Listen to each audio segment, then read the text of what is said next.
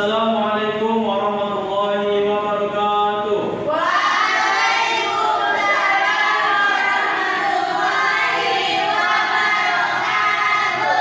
Selamat pagi semuanya. Apa kabar semuanya hari ini?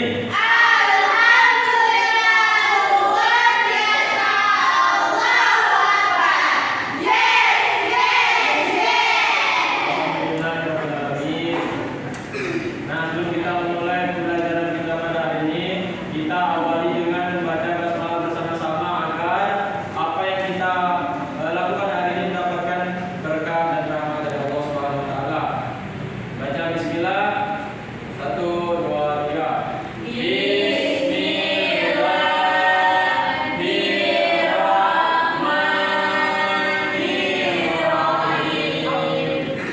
Baik. Ada yang masih ingat nggak? Pertemuan sebelumnya tuh kita belajar tentang apa? Keberagaman. Dengan ini.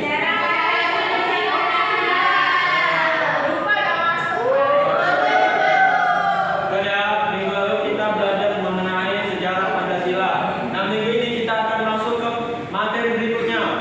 Nah, materi berikutnya itu sebelum Bapak masuk, Bapak ingin tanya dulu nih.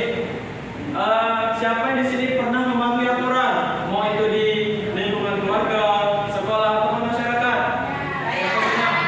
Masa nggak pernah? Nah, coba ini peraturan apa yang biasanya dipatuhi? Yang pernah dipatuhi di sini? Ya, di lalu lintas. Kenapa di lalu lintas? Nah, harus apa? Ada lagi? Tempat waktu di sekolah, ya betul. Nah, betul ya anak. Tadi Kak Wasili mencontohkan menaati aturan di masyarakat, dan Kak Titi menaati aturan di betul. Nah, ada yang tahu nggak kenapa sih aturan itu harus ada? Ya betul. Ada lagi supaya tertib. Apa lagi? Supaya terjalan dengan teratur. Nah, gitu ya. Aturan itu ada untuk membuat kita menjalani kehidupan dalam bermasyarakat itu selalu teratur dan disiplin. Jadi bisa diatur semuanya dengan baik, tidak melakukan hal-hal yang salah. Nah, pada materi hari ini kita akan belajar mengenai norma dalam kehidupanku. Nah, Bapak harap setelah pembelajaran hari ini anak-anak semua itu dapat paham mengenai dan juga dapat mengidentifikasi bentuk-bentuk norma, hak dan kewajiban, dan juga dalam kedudukannya sebagai anggota keluarga, sekolah, dan juga masyarakat. Paham ya hari ini tujuan kita? Mari anak-anak, sebelum Bapak lanjut ke pembahasan mengenai norma dalam kehidupanku. Nah, Bapak ingin menampilkan sebuah video terlebih dahulu. Nah, Bapak mohon anak-anak semua dilihat dan simak ya apa isi yang ada di dalam video. Simak ya.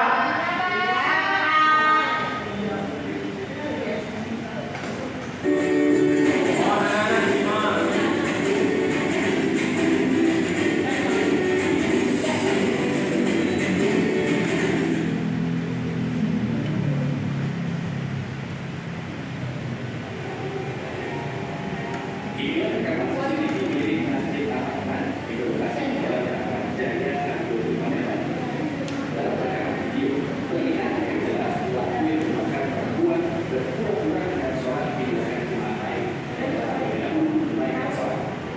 Yang di belakang tuh ya.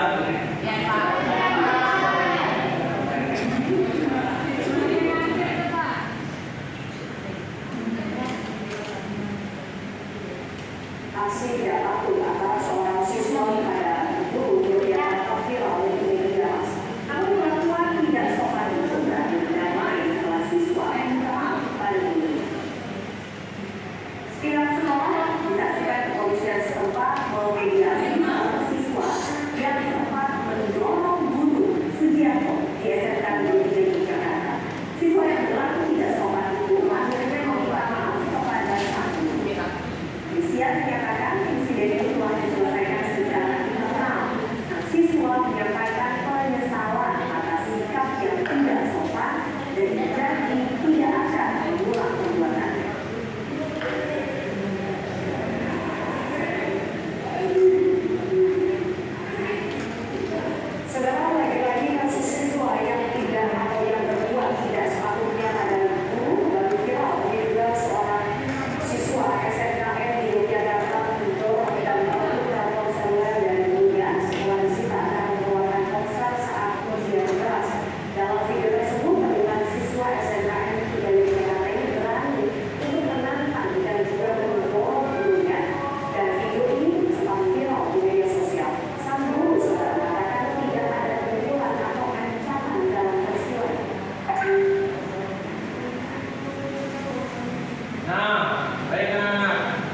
setelah menonton video tadi, kira-kira apa yang dapat anak-anak simak sih dari video tadi? Satu-satu tadi kan ada dua bagian video. Coba yang bagian pertama itu menampilkan apa? Ya, ada seseorang yang mencuri. Yang kedua, berlaku tidak sopan. Terhadap siapa? Ya, betul ya anak. Nah, di video pertama tadi dan kedua, ini merupakan contoh di mana seseorang itu tidak memahami ataupun tidak menaati aturan yang berlaku, mau itu di lingkungan keluarga, sekolah ataupun masyarakat. Nah, di kedua contoh video tadi, yang pertama yaitu contoh tidak menaati aturan di masyarakat. Kenapa? Karena dia mencuri sesuatu barang yang bukan menjadi hak miliknya.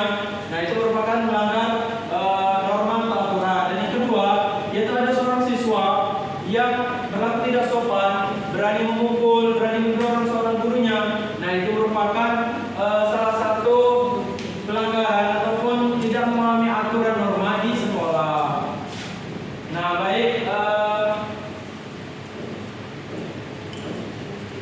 Bapak akan membahas lebih lanjut mengenai norma, hak, dan juga kewajiban yang menurut kedudukan kita dalam keluarga, sekolah, dan masyarakat. Nah, pertama, kita harus tahu dulu ya, apa sih makna terdalam dari norma itu. Nah, norma ini merupakan aturan ataupun pedoman yang kita ikuti dalam kehidupan kita sehari-hari, dan di mana norma ini membantu kita hidup dalam menjadi hidup kita tuh menjadi damai dan teratur maupun di kehidupan dimanapun, mau di lingkungan keluarga, sekolah, masyarakat. Jika ada norma, maka hidup kita akan berjalan teratur. Nah, lalu norma itu dibagi lagi menjadi 4 macam anak-anak. Nah, di Indonesia itu ada 4 macam norma. Yang pertama ada norma agama, di mana norma ini pasti bersangkutan dengan agama, ajaran-ajaran agama, yaitu kehidupan yang baik menurut agama itu bagaimana, dan juga contohnya yaitu seperti berdoa, sholat, berbuat baik kepada sesama, dan yang lain-lainnya. Nah, itu termasuk ke dalam contoh norma agama. Lalu yang kedua ada norma kesusilaan. Nah, norma kesusilaan ini yaitu ada sangkutannya berasal dari hati nurani kita. Jadi setiap perilaku yang kita lakukan dari hati nurani, perbuatan-perbuatan baik itu disebut dengan norma kesusilaan. Ya, contohnya yaitu tidak menyakiti perasaan orang lain ataupun selalu bersikap jujur kepada teman-teman semua. Lalu ada yang ketiga, ada norma kesopanan. Nah, di sini diambil dari kata sopan. Sopan yang artinya yaitu selalu bertingkah laku pada orang lain dengan sopan santun, dengan ada istiadatnya, tata kramanya. Nah, itulah norma kesopanan. Ya, contohnya kita berperilaku sopan terhadap orang lain, terhadap guru, terhadap orang tua di rumah, dan terhadap orang-orang yang lebih tua. Lalu yang keempat ada norma hukum. Nah, norma hukum ini adalah suatu norma yang dibuat oleh pemerintah, seperti yang ada di undang-undang. Nah, semuanya itu merupakan norma hukum. Jadi sesuatu yang dibuat oleh pemerintah untuk mengatur suatu negara itu disebut sebagai norma hukum. Nah, lalu apa sih pentingnya norma itu dalam kehidupan sehari-hari? Nah, yang tadi norma itu dapat menjaga kita dalam menjaga keseimbangan antara hak dan kewajiban yang kita miliki.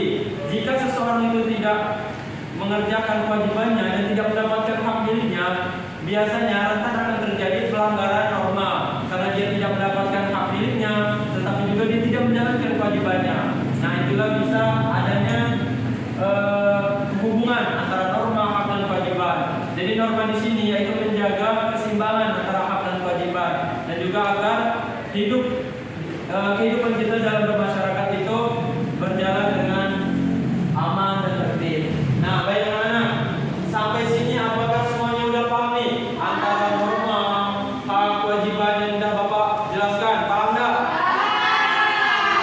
Yakin paham? Oke, kalau yakin, di sini Bapak mau bagi anak-anak menjadi beberapa kelompok.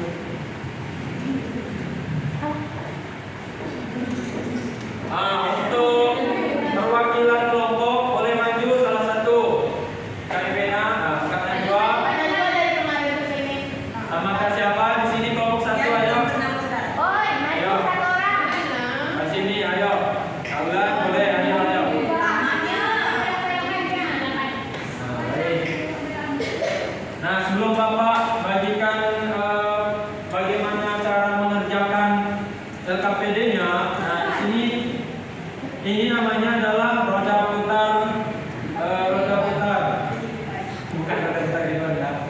Di sini fungsinya itu untuk menentukan apa sih penggalan cerita atau kasus atau masalah yang akan diselesaikan oleh kelompok 1 dan kelompok 2. Nah, di sini setelah kelompok 1 dan 2 memutar dan mendapatkan salah satu permasalahannya, anak-anak semua akan diminta membaca permasalahan yang ada di LKPD.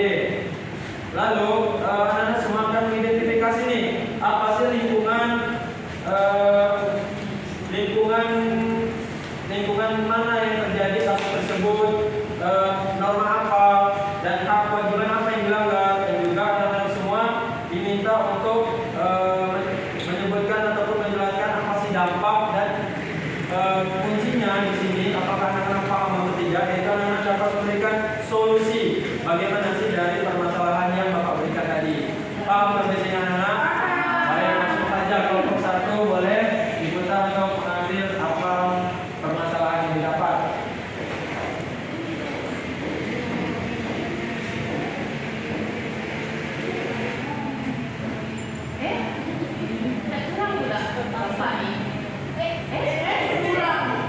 Ini masuk ke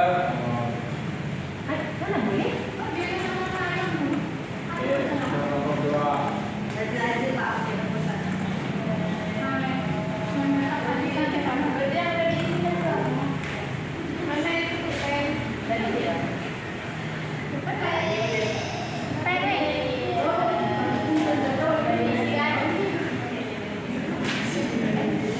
Baik, tadi kan sudah Bapak jelaskan dan juga anak-anak semua kelompok 1 dan kelompok 2 sudah mendapatkan LKPD-nya masing-masing dan juga mendapatkan sebuah permasalahannya. Nah, Bapak kasih waktu 2 menit untuk mengerjakannya ya. Kalau ada yang bingung boleh disampaikan ke Bapak.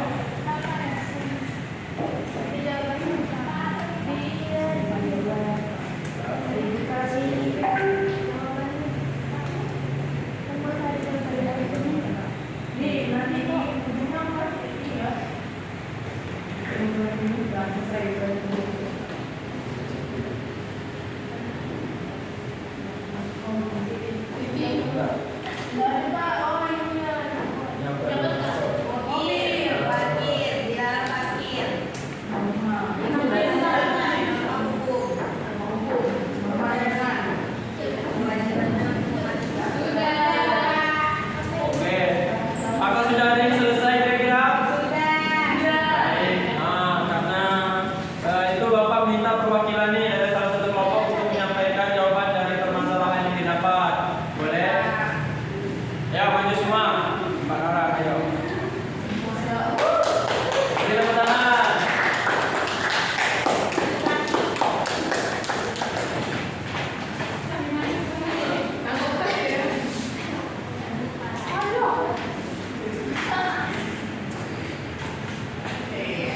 Boleh disampaikan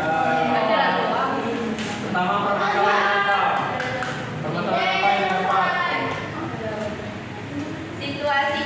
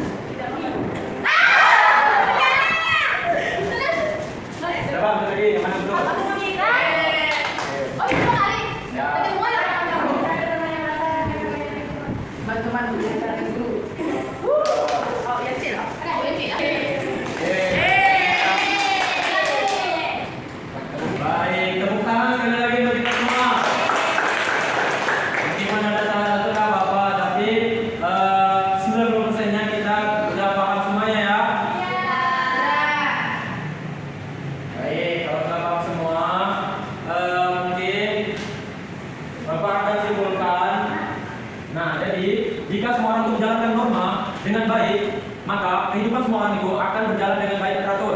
Nah, untuk memulainya tidak perlu kita harus menyuruh orang lain harus sesuai norma, tapi kita mulai dengan diri sendiri.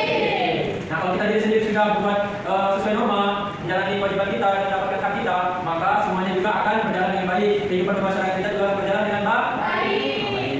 Mungkin cukup sekian pembahasan materi pada hari ini. Bapak harap materi yang Bapak sampaikan dapat bermanfaat untuk anak-anak di kehidupan sehari-hari. Baik, mungkin kita cukupkan hari ini dengan membaca Al-Quran bersama-sama.